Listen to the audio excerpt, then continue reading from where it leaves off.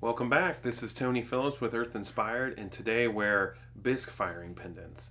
Last week we took raw clay, turned it into pendants.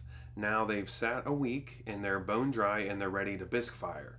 So, with this whole pottery and ceramics, usually they're fired twice.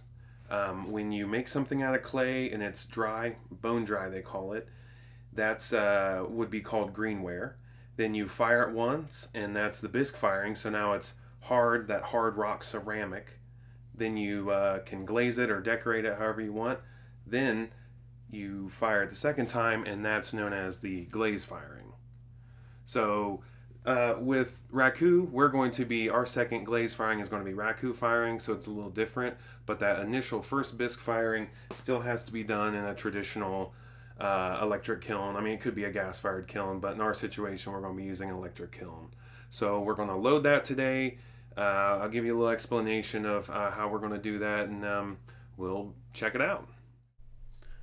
Alrighty, here's the kiln we're using today. It's an electric kiln. It runs off 240 volts, and it shuts itself off with these pyrometric cones. You insert this cone into the kiln sitter. Once you power it up, then you can, as your hours go up, you flip these switches to turn on the different coils. This is like an emergency shutoff that you can set to like 10, 12 hours or whatever your time is. That way, if this mechanical system fails, this will shut your kiln off. So that'll shut your kiln off. Also, when that little metal pyrometric cone inside melts, that shuts it off. All right, let's get this kiln loaded.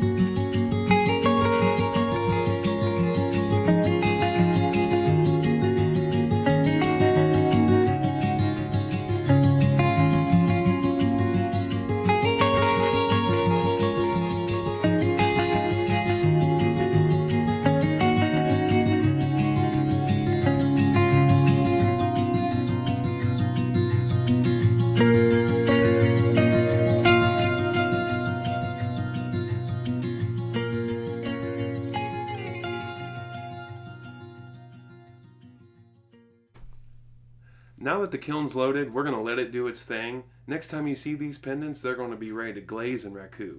So stay tuned, because next week we're playing with fire.